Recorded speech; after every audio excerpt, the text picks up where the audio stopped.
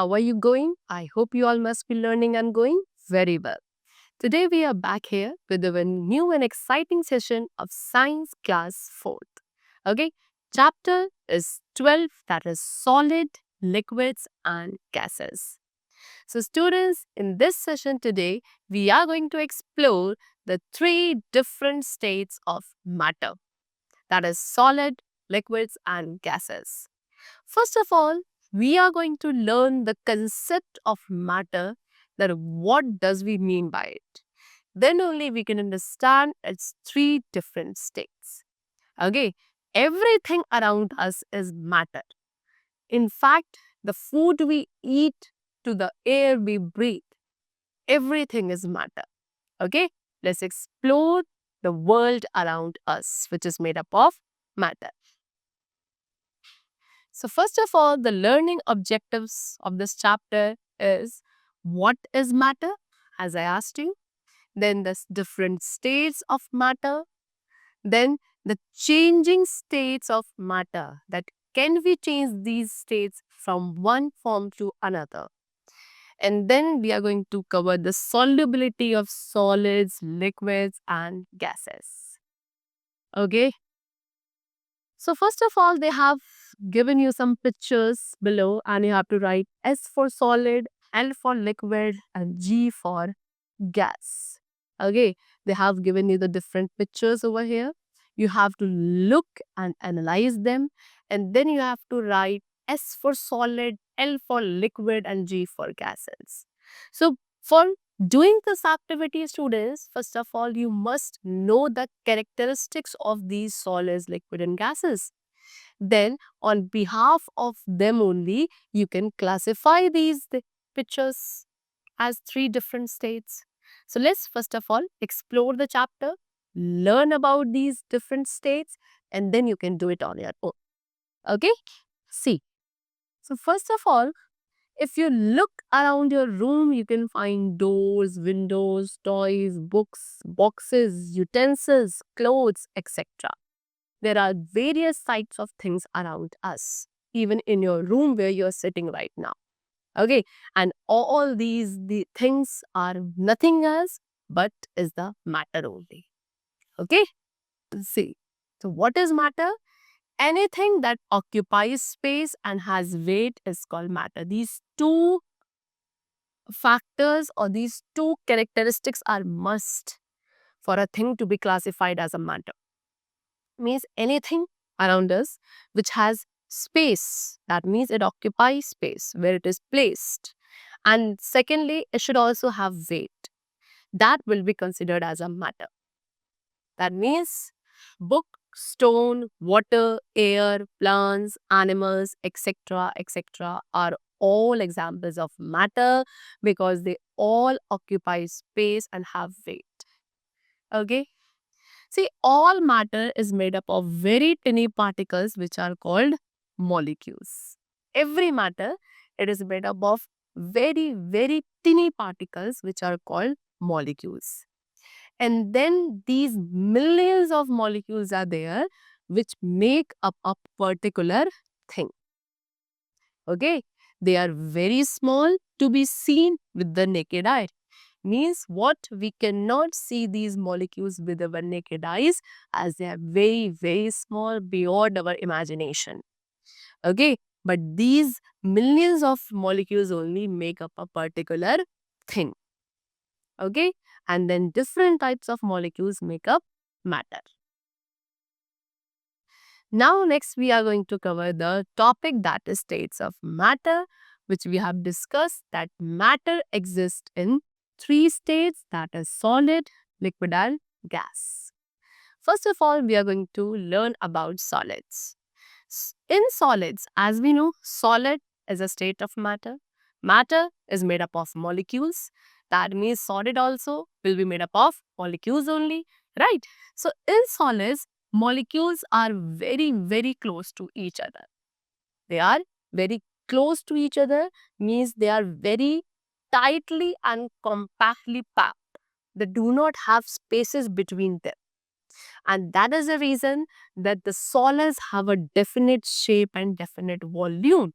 They have a fixed shape, they have a fixed volume. Okay, that means they will occupy definite and fixed space only. They are hard to touch. Means they are very hard. When we touch any solid, we can feel its texture very hard. For example, book, pen, stone, etc. All these are solids. The particles in a solid are tightly packed. As I told you, the molecules, the particles of a solid are very tightly packed inside them. Look at the pattern of the particles in the picture. You can see this is the arrangement of a particles in a solid. And from this picture, you can easily observe is that the molecules do not have any space between them. They're very tightly packed. Okay, they are packed close to each other with very little space in between them. They have the space between them which is negligible, next to negligible. The shape of a solid does not change. That means they have a definite shape with change in position. If we change the position of a solid object, still its shape will always remain same. Example, the shape stays the same even if you lift it up and then put it down. If you put a lift up a solid object and then you put it again down on that particular surface, the shape of that object will always remain same. Okay. Next we have liquids. Now if we talk about liquids, again liquid is a matter and matter is made up of molecules. But in liquids, the molecules are not tightly packed, they are somewhat loosely packed. Okay, the molecules are loosely packed. And that is a reason that a liquid has a definite volume, means it has a fixed volume. It will always occupy in the fixed amount of space only, but its shape does not remain same. It does not have a fixed or definite shape. Means in whichever container you are going to pour the liquid, it will take the shape of that particular container only. Okay. The particles in a liquid are loosely packed. You can see the arrangement of these particles in a liquid. They have spaces between them. Not enough space, but more little space as compared to solids. Okay. They are not close to each other. And this property of liquid only, that they have somewhat loosely packed molecules, this property only makes the liquid flow easily. Okay, this property of liquids makes them flow. Next, we have another state of matter, that is gases. So now if we talk about gases, it is the state of matter in which the molecules are very loosely packed. Okay. And we have asked you, when you light a candle, you can see the smoke coming from it. Can you hold the smoke in your hand? The answer is no. This is why, because smoke is a gas. When you light up a candle, you can see that the smoke is emitting through that candle. So can you hold that smoke in your hand? Never. Why? Because that smoke is a type of gas only. The air around us, it is a mixture of gases. Okay? The particles in a gases are very loosely packed. You can see this is the arrangement of particles in a gas, and you can see the space, the enough space. In fact, enormous space is there between the particles of gaseous state of matter. Okay? They are far apart from each other. And because of this reason, the gases have neither definite shape nor definite volume. Okay, a gas can be easily squeezed into a balloon, and when you let the air out, it spreads all over the room. Why? Because it has no definite volume. You can see all these things which have gases filled inside them. Okay. So the properties of different states of matter we have discussed. And now next topic which we have is that is changing states of matter. That how can a particular state of matter can be changed into the another state? Is it possible? If yes, then how? Okay. See, there are some substances that can change their state. Yes, there are some substances which can easily change their state. If we talk about water, so water is the only liquid that can be found in all the three states. And this possibility of change of states happens due to the change in temperature. Very important that by changing the temperature, we can change the states of matter from one to another, either by heating or by cooling. Okay. So first of all, we have the process of melting. So when we heat a solid, it changes into its liquid form. And this process of changing solid into liquid state is called melting. Okay, for example, ice. When we bring out the ice from the refrigerator and keep it in the room temperature, so you must have seen that ice, which was a solid state, it has been changed into liquid state gradually. Why? Due to melting, due to change in temperature, because the temperature inside the refrigerator was low and the room temperature is much high as compared to the refrigerator temperature.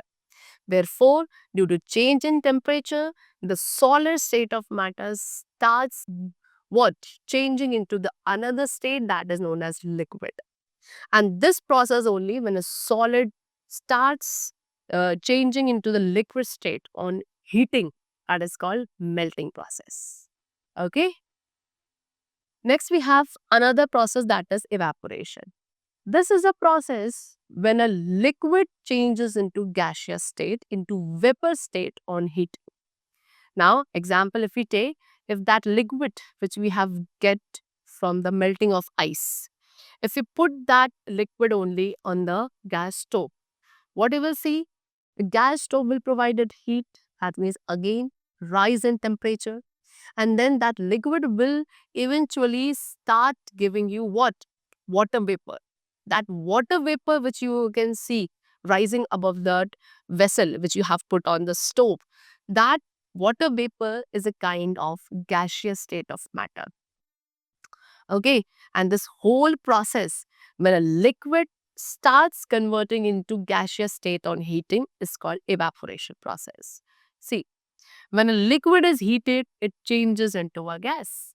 Okay, when you heat up a liquid, it changes into a gas. And this process of changing liquid into gaseous form is called evaporation process. For example, when water gets heated, it changes into water vapor. You can see this is evaporation process. This steam which is coming out of the vessel is the water vapor due to the process of evaporation. Next, we have condensation. Condensation is just the reverse of evaporation process. Okay. How? When a gas is cooled down, that means now we have to lower the temperature, lower the temperature. So when a gas is cooled down, it again gets converted back to the liquid state. This process of converting gaseous state into liquid state on cooling is known as condensation process. Okay. See, so when a gas is cooled down, it changes into its liquid form, and this process of changing a gas into its liquid form is called condensation. As I told you, when we what? Cool down the any gaseous state of matter, it will again convert into the liquid state which is known as condensation process. Example, water vapor. When water vapor gets cooled down, it changes into water, and this is how it rains also. Okay. Next, we have the topic that is solubility of solid, liquids, and gases. See, students. First of all, dissolving solids in a liquid means in this, what we are going to do is we are going to dissolve a solid into liquid. Liquid means a kind of water we can take.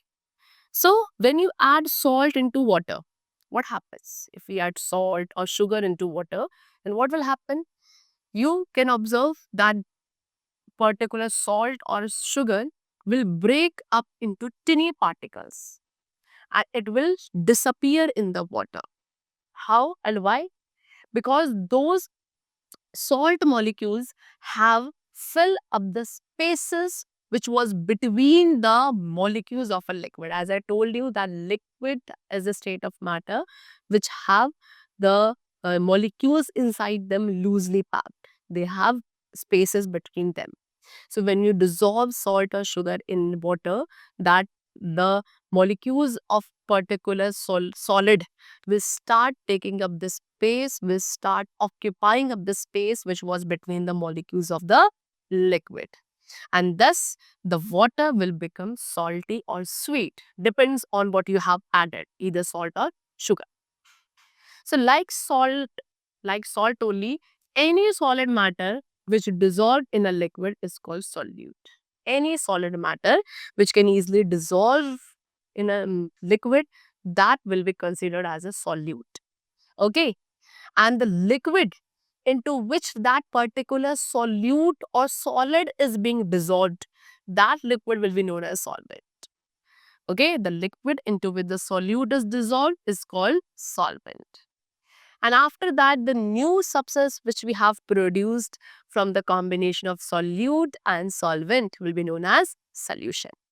Okay. The new substance which get produced from the mixture of the solute and solvent is called a solution. Example, syrup. Syrup is a solution of sugar and water. Okay. Sugar plus water will give you syrup. Here sugar is a solid material which have been dissolved. That will be considered as solute. Then water is the liquid into which this solid has been dissolved. So it will be known as solvent. And syrup is the mixture which we have produced from the combination of solute plus solvent. So it will be known as solution. Okay. Now, so I hope the chapter was very, very clear to you. It was a very kind of exciting, interesting chapter. And I hope the features of different states of matter must have been clear to you. You must have understood about the different changing methods of different states of matter and also the concept of solubility. And now you can easily classify the different things or the different matter around you in these three different states. Okay, that's all for today. Let's meet in the next session with a new and exciting topic. So keep going well, learn well, and thanks to everyone.